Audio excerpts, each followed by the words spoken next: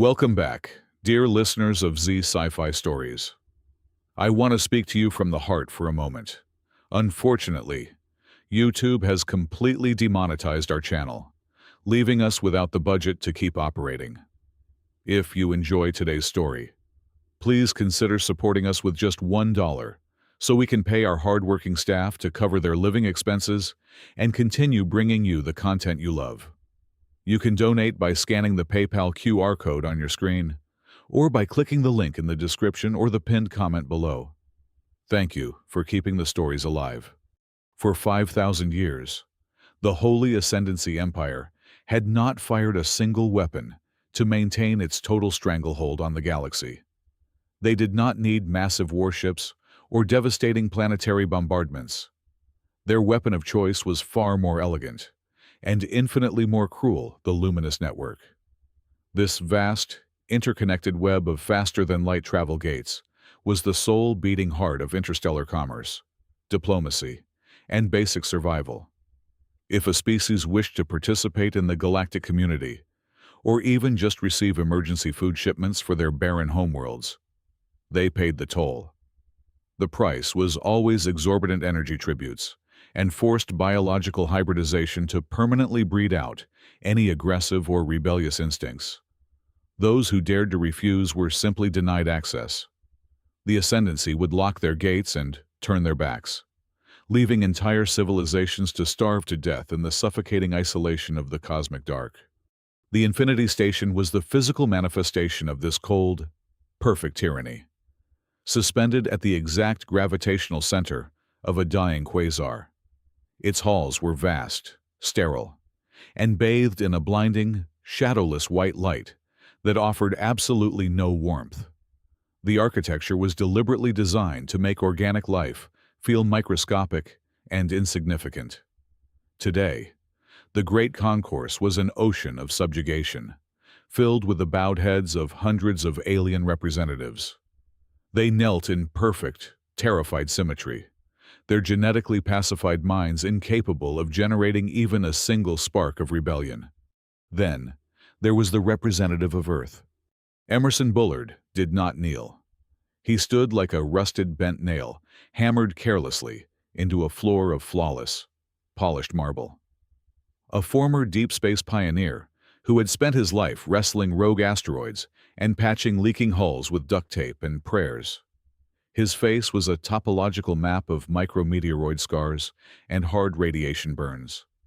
He wore a heavy, frayed leather jacket that smelled faintly of engine grease, ozone, and cheap whiskey, a stark and deliberate offense to the sanitized, perfumed air of the station. Clamped firmly between his teeth was an unlit cigar, rolling lazily from one side of his mouth to the other. Humanity was a wild, newly emerged species, loud and unrefined, and they had been summoned here to receive their final judgment. Descending from a floating, anti-gravity dais was High Priest Valen. The Ascendancy leader was a towering entity, a grotesque but mesmerizing fusion of pallid biological tissue and crystalline cybernetics. Radiant energy refracted through Valen's faceted chest, casting sharp, prismatic beams that danced across the backs of the kneeling throngs. Valen looked down at the human, analyzing the primitive creature with eyes that held the warmth of a dying star. Your species is volatile, unrefined, and dangerously ambitious. Valen's voice echoed throughout the cavernous hall, resonating not from a physical mouth, but radiating through telepathic waves that felt like ice water poured directly into the auditory cortex of every being present. However, the Ascendancy is infinitely merciful.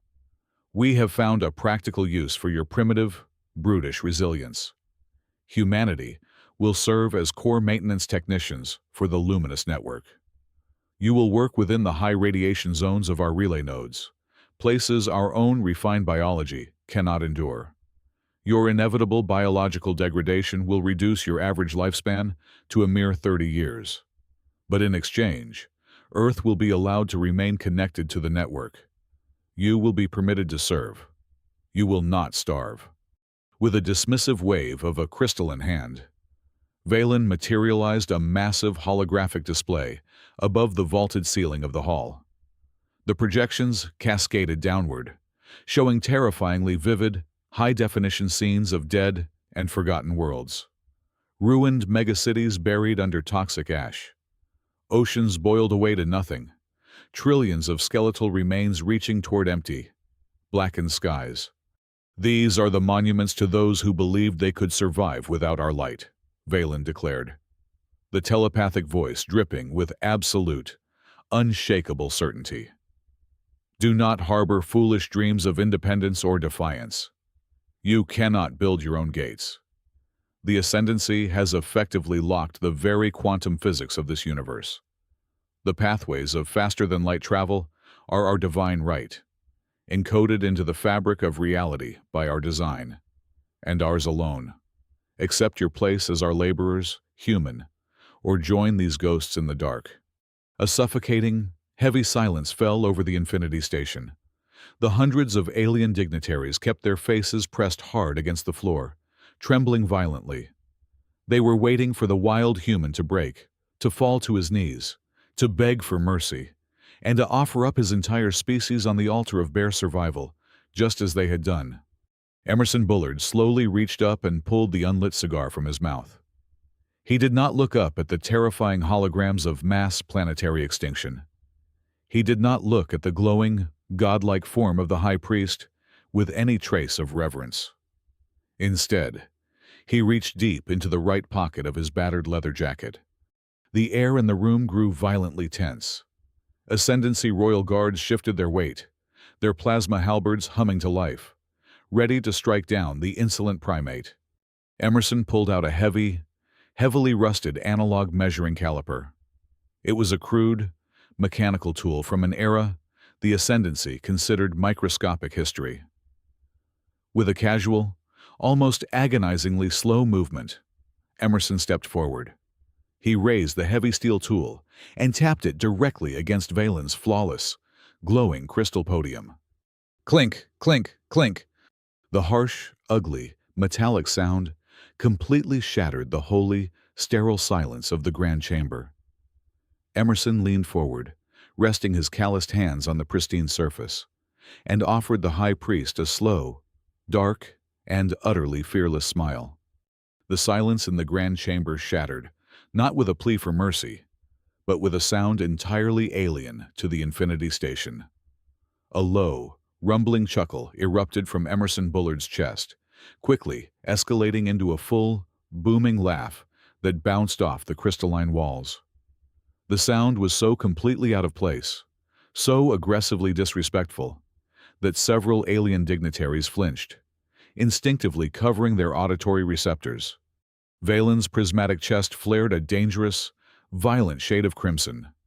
The High Priest had anticipated many reactions: weeping, defiance, desperate bargaining, or the quiet resignation of a broken species. Laughter was an impossible variable. It broke the carefully constructed script of subjugation. Emerson wiped a tear of mirth from his scarred cheek and pointed the tip of his rusted measuring tool directly at the glowing face of the Ascendancy leader. "Core maintenance technicians," Emerson scoffed, his voice dripping with heavy, unapologetic sarcasm. "You want us to scrub the radiation out of your glorified exhaust pipes so you can keep charging everyone rent just to exist. Let me tell you something about your flawless network, Your Holiness. I have looked at your schematics. Your network is nothing but a rusted-out, leaking toll road held together by duct tape and arrogance. You are bleeding quantum energy across a dozen subsectors, and you actually think we are going to fix your plumbing for the privilege of dying at age 30. The telepathic presence of the High Priest dropped several degrees, chilling the very air in the cavernous hall. You speak blasphemy, human. You speak your own doom. I speak engineering. Emerson fired back instantly, the amusement dropping from his face in a fraction of a second, replaced by a cold, predatory stare. He shoved the heavy metal tool back into his leather jacket. We are done here. There is no negotiation. We reject your terms, your network, and your empire. A collective gasp rippled through the sea of prostrated aliens. It was diplomatic suicide.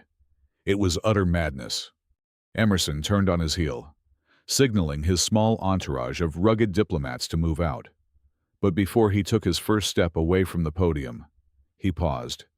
He glanced back over his shoulder, locking eyes with the towering entity of light and flesh. By the way, you need to understand something fundamental about this little transaction. You are not locking Earth in, we are locking you out. Without waiting for a response, the human delegation walked straight down the central aisle. Their heavy, metal-plated boots thudded rhythmically against the flawless marble floors, a stark, defiant contrast to the shuffling bare feet of the slave species. Valen watched them go, the crimson light within his chest pulsing erratically. For the first time in his ancient, calculated existence, a chaotic emotion breached his perfect logic. He felt a sharp spike of rage. "Seal them!" Valen's telepathic command struck like a physical blow against every mind in the station. Freeze every faster-than-light gate connected to their sol system and their 12 colonial worlds. Cut them off entirely. Let the dark consume them. The sentence of absolute isolation was carried out within minutes. The quantum pathways connecting human space to the rest of the galaxy went permanently dark. The Ascendancy nobility sat back upon their golden thrones, expecting the inevitable. History dictated the exact timeline of a starved species. Week 1 would bring frantic, scrambled radio transmissions pleading for a renegotiation.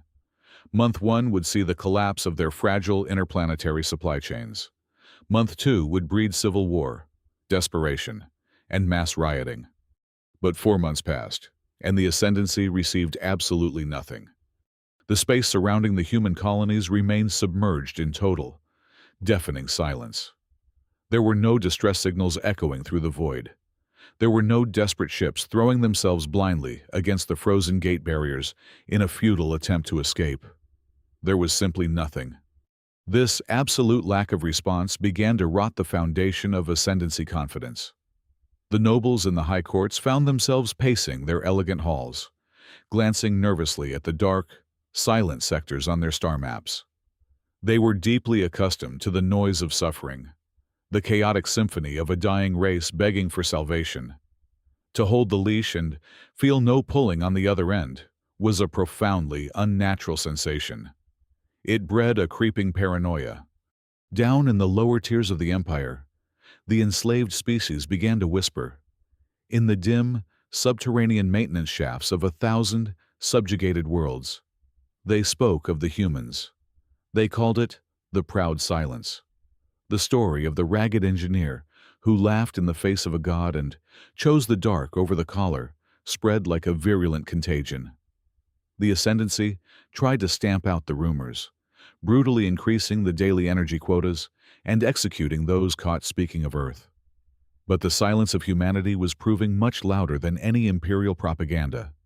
Then, precisely 122 days after the lockout, the Deep Void Observatory on the edge of the Perseus Arm registered an absolute impossibility.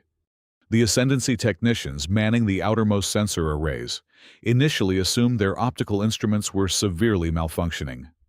They ran frantic diagnostic sweeps, recalibrated the massive focusing lenses, and purged the data buffers entirely. The results returned identical, horrifying readings every single time. It was not a distress signal. It was a massive physical distortion. When they focused their deep space telescopic arrays on the Sol system, the familiar constellations forming the backdrop of human space were entirely wrong. The distant stars were visually warping, their ancient light smearing and bending in unnatural, impossible arcs. It was an effect characteristic of extreme gravitational lensing, the exact kind produced only by supermassive black holes. Yet, their sensors detected absolutely no gravitational anomaly of that magnitude tearing the region apart. Instead, the visual distortion was actively forming a perfect, mathematically precise sphere, encompassing the entirety of the human solar system. The light from the stars was wrapping smoothly around this invisible barrier, creating a massive, shimmering, void black shell against the cosmos. The humans had not died in the dark. They had pulled the dark around them like a massive cocoon, weaving a non-material barrier that completely defied every established law of ascendancy physics. The High Priest could not simply allow the anomaly to exist in the shadows. Stripped of his absolute certainty, Valen ordered the deployment of the Phantom Vanguard. This was an elite, deeply classified squadron composed of exactly 12 stealth cruisers, ships built not for open combat, but for silent observation and assassination. Because the gates to the human sector were permanently frozen, the Vanguard had to do the unthinkable. They had to travel through real space, to a species that had spent 5 millennia instantaneously jumping across the stars via the luminous network. Traversing the dark gulf between solar systems, using conventional sublight engines, was a profound psychological torture. It was like forcing a creature of the open sky to crawl through a suffocating, lightless subterranean tunnel. The agonizing journey took exactly 7 weeks. The crew members of the Vanguard suffered severe biological stress, their crystalline augmentations dimming from the prolonged absence of the network's ambient energy. When they finally crept to the absolute outer edge of the human solar system, the commanding officer leaned over his tactical display, fully expecting to record the final, pathetic gasps of a starved civilization. What they witnessed instead fractured their minds with a sudden, overwhelming sense of cosmic horror. There were no floating graveyards. There were no riots or dead colonies. Dominating the freezing emptiness of the Oort cloud were monolithic, brutalist human machines. These platforms were the size of small moons, entirely devoid of elegant design, built purely for industrial savagery.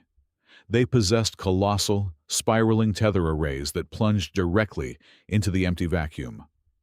The human machines were not mining asteroids or siphoning gas giants. They were performing an astrophysical vivisection on the fabric of the universe itself. The ascendancy scientists on board the stealth ships watched the telemetry data in paralyzed disbelief. The humans were actively drilling into and extracting dark matter. For thousands of years, the ascendancy had viewed dark matter as the toxic, radioactive garbage of the cosmos. It was an invisible, chaotic sludge that resisted their light-based physics, a deadly substance that caused severe quantum interference and cellular degradation. It was the heavy, dead weight of reality. Yet, the human leviathans were drinking it by the billions of tons, violently weaving this invisible mass into a terrifying new structure.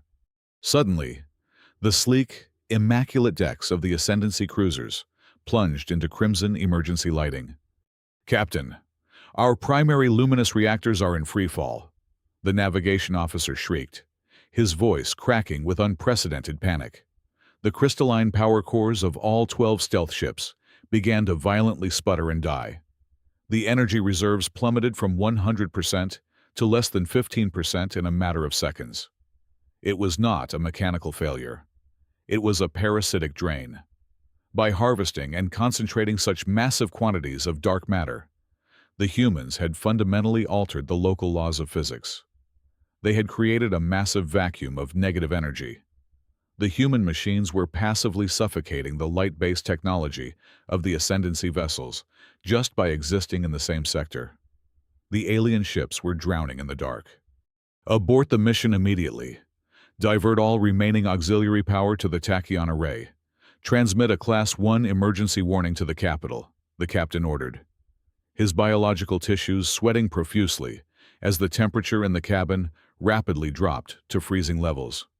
The communications array flared brightly, firing a concentrated burst of data aimed straight at the heart of the Ascendancy Empire. The crew watched the telemetry of their desperate scream for help. The signal traveled precisely 3,000 kilometers before it simply ceased to exist. It did not bounce back. It did not degrade over distance. It was swallowed whole. The humans had not just built a shield. They had spun an artificial event horizon, a dense, supermassive magnetic membrane of dark matter that trapped every single frequency of light, radiation, and data. The Vanguard was buried alive inside an invisible sensory tomb, millions of kilometers away, deep underground on Earth in a command bunker built from reinforced concrete and salvaged dreadnought armor. The air was thick with the smell of stale coffee, ozone, and unfiltered tobacco smoke. Emerson Bullard stood over a heavily modified tactical plotting table. A glowing red cherry illuminated the end of his cigar as he finally took a long, slow drag. The green and amber displays reflected off his scarred retinas. On the primary radar screen, 12 hostile blips were fluttering wildly before dropping helplessly into the local gravity wells. They were completely dead in the water, falling exactly like insects that had flown blindly into a high-voltage exterminator grid. "Sir, we have 12 confirmed hostile contacts caught in the outer snare," a young tracking officer reported, his voice vibrating with adrenaline. "Their main engines are entirely cold. All weapon systems are offline. We have them zeroed in, awaiting your order to initiate orbital bombardment." Emerson exhaled a thick, heavy cloud of gray smoke toward the low ceiling. He did not even blink. "Hold your fire. Stand down all artillery batteries and power off the railguns. We are not going to blow them to pieces. Dispatch the heavy salvage tugs and reel them in gently. I want them caught alive. You cannot catch a leviathan without bleeding a little bait into the water." The human interception teams moved with terrifying, predatory efficiency. They clamped massive magnetic grapples onto 11 of the dead Ascendancy cruisers, dragging the sleek, beautiful ships into the dark, industrial maws of human processing stations to be dismantled and interrogated. However, acting on Emerson's direct, explicit orders, one single scout ship was left entirely alone. Its alien crew sat in shivering, helpless terror for exactly 24 hours in the freezing dark, waiting for the executioner that never came. Then, miraculously, their emergency backup thrusters flickered to life. A single, perfectly straight navigation corridor opened up in the dark matter membrane, pointing directly back to the Ascendancy capital world. As the terrified alien pilot jammed the throttle forward to escape the nightmare, the main communication console of the scout ship forcibly overrode its own strict security protocols. A crude, unencrypted audio file downloaded directly into the ship's mainframe and began to play on a continuous, inescapable loop.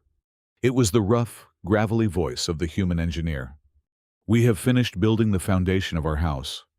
Now, let us see if you have the guts to come and smash it." The return of the lone scout ship tore away the final, thin veil of the high priest's holy benevolence.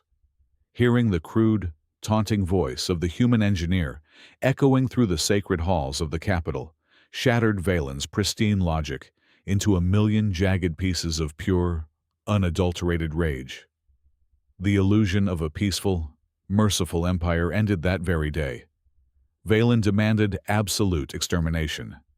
He officially mobilized the Grand Annihilation Fleet, an apocalyptic armada consisting of exactly 10,000 of the most devastating warships the galaxy had ever seen. They were beautiful, terrifying monuments of destruction, built from polished white alloy and glowing crystal. Ripping through the fabric of real space in a blinding storm of Cherenkov radiation, the massive fleet plunged toward the Sol system, intent on burning Earth to cinders and erasing humanity from the cosmic record forever. When the blinding vanguard of the Ascendancy tore into the outer edges of the human sector, they did not find a formidable wall of planetary defense. Instead, they were met by a pathetic, disjointed scrap heap of a navy. Emerson Bullard commanded a fleet that looked less like a military force and more like a floating junkyard. There were heavily modified cargo haulers retrofitted with crude railguns, ancient mining frigates strapped with excess armor plating, and battered destroyers held together by exposed welding seams and sheer stubbornness. Against the 10,000 gleaming dreadnoughts of the alien empire, the human resistance was a statistical joke. "Eradicate the vermin!" Valen ordered from the bridge of his gargantuan flagship, his telepathic voice radiating pure malice across the communication channels. Leave no atoms unbroken. Burn their ships to ash. The battle instantly erupted into a blinding spectacle of overwhelming slaughter. The Ascendancy ships unleashed a torrent of concentrated plasma beams and quantum torpedoes. Space itself seemed to catch fire as the advanced alien weaponry slammed into the human lines. Emerson's forces desperately returned fire, but their primitive kinetic rounds and low-yield lasers splashed harmlessly against the glowing, prismatic energy shields of the enemy dreadnoughts. It was like throwing handfuls of gravel at a reinforced titanium vault. Alarms screamed mercilessly across the bridge of Emerson's flagship. Sparks rained down from the ceiling as secondary consoles exploded into showers of glass and wire. "Hull integrity is dropping past 40%, sir," the tactical officer shouted over the deafening roar of buckling metal and screaming bulkheads. "We are taking heavy casualties across the vanguard. The enemy is advancing too fast. They are completely overwhelming our forward shields." "Hold the line," Emerson barked back, gripping the edge of the navigation table as the entire ship violently shuddered from another massive plasma impact. Thick, acrid smoke began to fill the command deck. "Keep bleeding backward. Make them chase us. Do not break formation under any circumstances." The human ships were getting systematically torn apart. Armor plating sheared off into the freezing void in massive, burning chunks. One by one, human frigates began to vent atmosphere and trailing chemical fires, limping desperately backward under the relentless, crushing barrage of the alien armada. Valen watched the slaughter from his immaculate command throne, thoroughly intoxicated by his own absolute power. He watched the desperate human fleet retreat deeper and deeper into the dark, rocky expanse of the Kuiper Belt. The humans were officially cornered. They had nowhere left to run. "They are completely broken," Valen sneered, watching the severely damaged human ships huddle together among the icy asteroids like frightened animals. "Charge the planetary obliteration cannon. We will vaporize their pathetic little fleet. And then, we will crack their homeworld in half."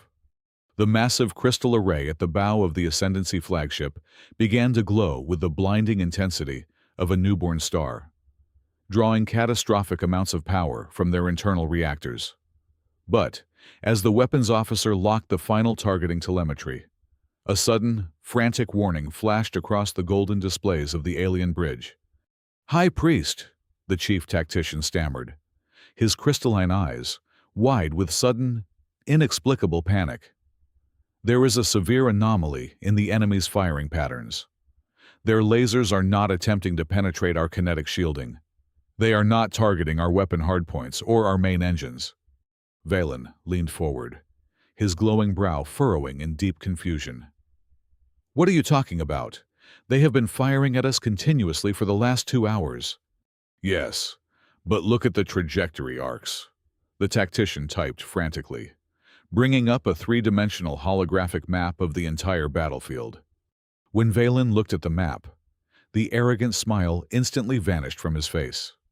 The weak, seemingly useless laser beams from the human ships had never been meant to cause physical damage. They were painting highly specific, mathematically perfect coordinates across the hulls of the 10,000 Ascendancy warships.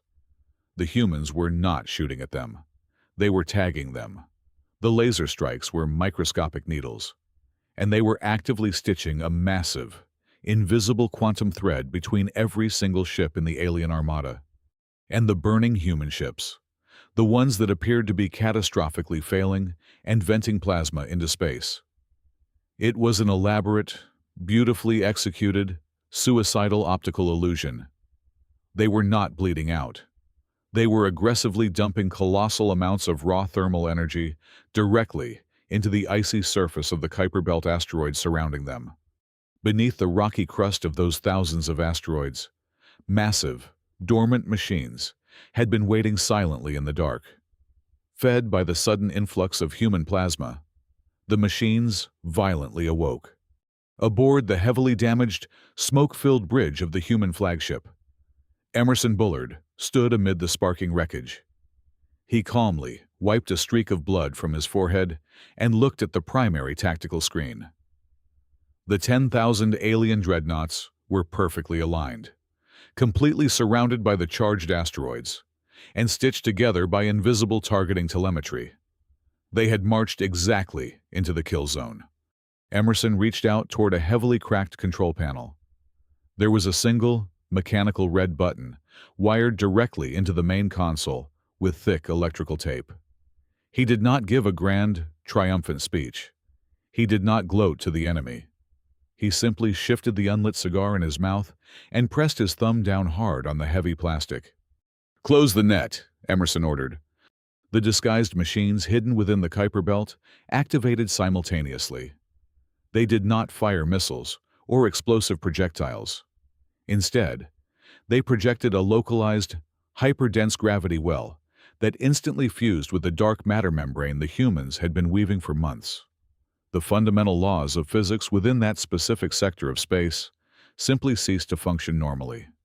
The absolute vacuum of space surrounding the 10,000 Ascendancy warships violently collapsed in on itself. In a fraction of a millisecond, the empty void lost its fluidity. It thickened.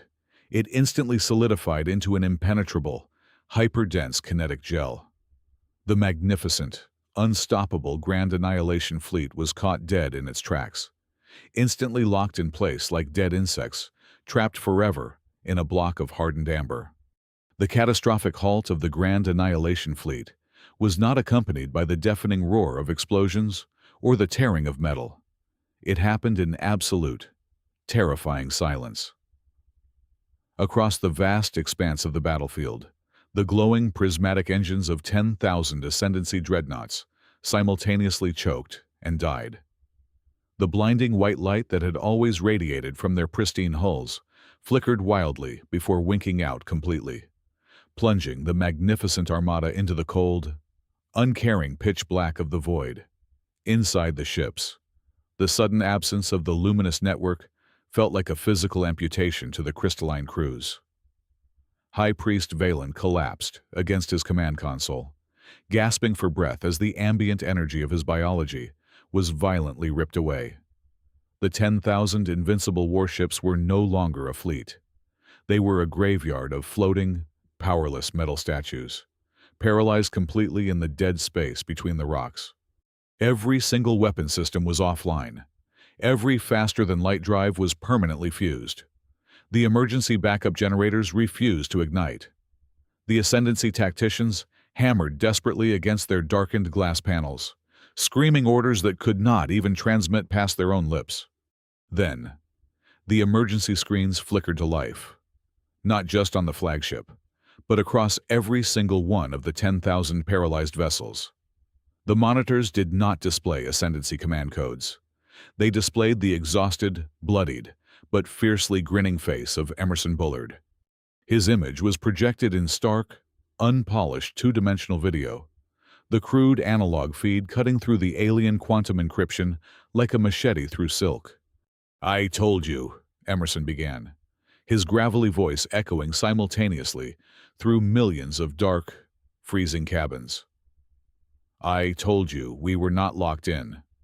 You assumed that because you could not see us, we were doing nothing but starving in the dark for 4 months. But human beings are builders.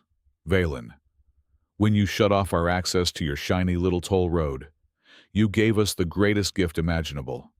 You gave us total, uninterrupted privacy." Emerson leaned closer to the camera, the glowing cherry of his cigar illuminating the deep scars on his face. "For 4 months, we turned the entire Sol system into the largest dark matter magnet the universe has ever seen. We have been spooling invisible thread, weaving a brand new fabric right underneath your feet. But there was one massive problem." Valen stared at the screen, his chest heaving, a sickening knot of dread tightening in his artificial heart. To jumpstart a network built purely on dark matter, to force that much negative mass into a stable transit corridor, requires an astronomical amount of raw ignition energy. Emerson continued, his tone dangerously calm, dripping with the satisfaction of a master architect watching his trap spring perfectly. We did not have that kind of juice. Our reactors are primitive. If we tried to ignite the dark matter web ourselves, we would have burned Earth to a cinder. We needed a spark. We needed someone arrogant enough, someone furious enough, to bring a galaxy-ending amount of raw plasma right to our doorstep and fire it directly into our conductor rods. The realization hit Valen with the force of a collapsing star. He looked out the main viewport at the burning human ships. They were never dying. They were never failing. "Thank you for the light, Your Holiness," Emerson said. "Every single shot you fired at my fleet over the last 2 hours was absorbed, channeled, and fed directly down into the planetary core of Mars. You did not break our lines. You charged our batteries to exactly 100%. And right now, you are floating dead center inside the main activation coil of the dark web railway system." The moment Emerson finished his sentence, a terrifying, deep vibration shook the very foundation of reality. It was not a sound, but a fundamental shifting of cosmic laws. The dark matter membrane encompassing the solar system violently snapped taut. The unimaginable surge of negative energy generated by the human machinery shot outward, expanding across the galaxy at millions of times the speed of light. It was a galactic short circuit. The invisible pulse of dark matter slammed into the luminous network with apocalyptic force. Across thousands of light years, every single ascendancy faster than light gate shattered. The pure quantum pathways that the Empire had hoarded and controlled for 5,000 years were instantly flooded with dense, impassable dark matter. The network overloaded, cascaded, and collapsed permanently. In a matter of seconds, the Eternal Ascendancy Empire was rendered entirely deaf, entirely blind, and entirely paralyzed. The Supreme Communications Grid fell totally silent. The brutal enforcer fleets stationed at the capital could no longer reach the outer colonies. The thousands of enslaved worlds, planets that had spent millennia cowering under the threat of orbital bombardment, suddenly found the skies completely empty and the gates locked shut from the inside. The leash was not just dropped, it was incinerated. On the bridge of his dead flagship, Valen fell to his knees. The flawless, glowing crystals embedded in his flesh turned a dull, lifeless gray. He was a god who had just been violently stripped of his heaven. "You have destroyed the universe," Valen whispered to the empty, dark room, his telepathic voice entirely gone, replaced by a weak, pathetic vocal rasp. "No," Emerson's voice replied through the speakers, answering the unspoken despair. "We just changed the locks. And now, it is time to clean up the yard." Outside the darkened viewports of the Ascendancy fleet, space began to bend and flow like a rushing river. The 10,000 dreadnoughts, completely stripped of their propulsion and defensive capabilities, were suddenly caught in the massive, invisible gravitational undercurrent of the newly birthed dark matter network. Slowly, at first, and then, with terrifying, inevitable momentum, the alien ships were dragged away from the Kuiper Belt. They were pulled seamlessly through the void, their massive armored hulls tumbling helplessly in the invisible rapids. One by one, the 10,000 monuments of Ascendancy terror were neatly deposited into a stable, tightly packed orbit around the red, dusty sphere of Mars. They were not destroyed. They were not pulverized. They were simply parked. Humanity had just captured the greatest military armada in the history of the known universe, without spilling a single drop of blood. Exactly 30 days had passed since the battle that history would come to record as the War of No Gunfire. High Priest Valen, the former supreme architect of a 5,000-year-old empire, now sat inside a reinforced, transparent polymer cell located on the surface of Earth. The gravity of the human homeworld pulled heavily at his decaying biological tissues. His crystalline augmentations, once blindingly radiant, were now nothing more than dull, cracked glass, embedded in pale, sickly flesh. From the clear ceiling of his prison, Valen could only stare up at the sky. It was a sky that should have been empty and terrified. Instead, it was an absolute chaotic symphony of motion. Thousands of alien vessels, ships of radically different and bizarre designs that had never been permitted inside Ascendancy airspace, were constantly streaking through the clouds. They were coming and going in a ceaseless, roaring tide of interstellar traffic. The heavy steel door of the cell hissed open. Emerson Bullard walked in, his heavy boots echoing against the concrete floor. He wore the exact same frayed leather jacket, looking just as rugged and thoroughly unimpressed as he had on the Infinity Station. In his right hand, he carried a thick stack of printed paper. In his left, a rusted metal lighter. Valen slowly shifted his gaze from the bustling sky down to the human. A bitter, venomous sneer twisted the High Priest's pale face.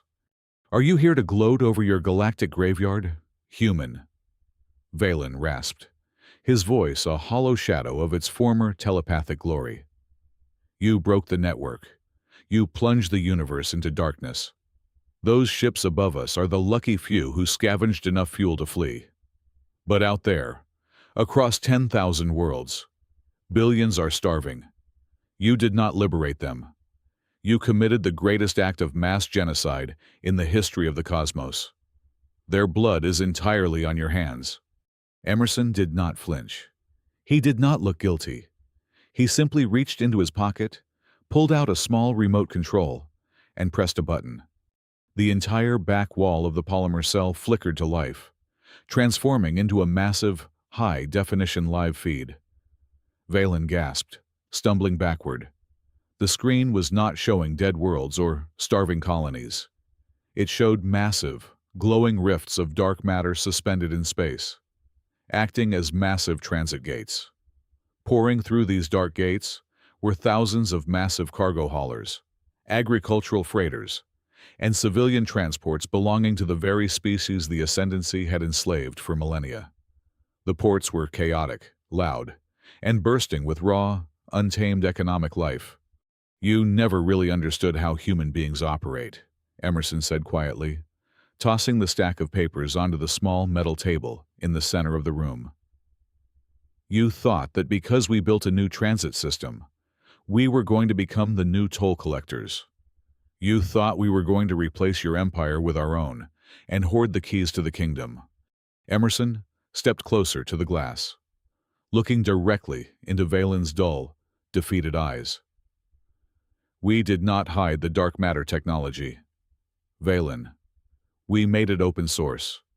We broadcasted the complete, unencrypted engineering blueprints on every single radio frequency across the entire galaxy.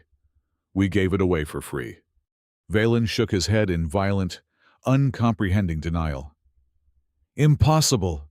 That is madness. You gave away supreme control. Why?" "Because a monopoly is bad for business," Emerson replied sharply, a sharp, capitalistic grin spreading across his scarred face. "We told the galaxy they could use our dark matter gates and build their own, completely free of charge. We only had one single condition in the user agreement. They had to violently overthrow the Ascendancy puppet governments on their home planets first." The horrifying reality of his total defeat finally crashed down upon the former god. The Ascendancy economy was not just bankrupt. It had been rendered completely obsolete. Within a matter of weeks, thousands of slave worlds had successfully liberated themselves because they suddenly held the tools of uncontrolled, limitless transportation in their own hands. The human strategy was not to conquer the tyrant with superior firepower. Their strategy was to instantly, permanently devalue the tyrant's only asset, creating a completely free market that isolated the Ascendancy from the rest of the universe. "You thought peace meant forcing everyone to depend on you for their basic survival," Emerson said, his voice lowering into a dangerous, commanding register. "But true victory is creating absolute freedom, and watching the dictator drown in his own irrelevance. Emerson pulled a simple ink pen from his jacket and dropped it on top of the thick paper stack. "This is not a peace negotiation," Emerson stated flatly. "This is an employment contract. You and your people are highly skilled with luminous energy and electrical routing. Right Earth is building a dozen new orbital seaports, and we desperately need technicians to wire the street lamps and keep the landing strips illuminated. You can sign the paper and get to work, or you can sit in here and rot in the absolute dark of your own making." Valen stared in utter, broken horror at the labor contract. The supreme ruler of the galaxy had been reduced to an electrician. Emerson reached up, placing the familiar, chewed cigar between his teeth. He flicked the rusted metal lighter. A bright, hot flame sparked to life, banishing the shadows from his scarred face. He took a long, deep pull, the end of the cigar glowing like a miniature sun, before casually blowing a thick cloud of gray smoke directly against the glass, right into the face of the fallen god. Thank you so much, dear listeners, for tuning in and sharing this incredible journey with me today. I would love to know where you are listening from, so please drop your city or country in the comments below. If you enjoyed this story and want to help keep this channel alive, please consider supporting us with just $1. You can easily do this by scanning the PayPal QR code currently on your screen, or by using the PayPal link provided in the video description and pinned comment. Your generous contribution directly pays the salaries of our hardworking staff, helping them feed their families and allowing us to continue creating better, more thrilling sci-fi stories for you. Thank you again, and I will see you in the next adventure.